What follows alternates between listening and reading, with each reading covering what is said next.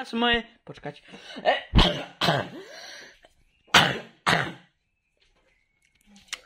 Takže zdravím vás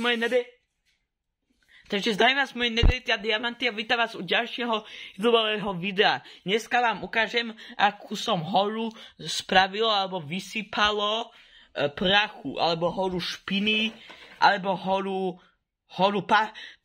prachu a papierových kravín.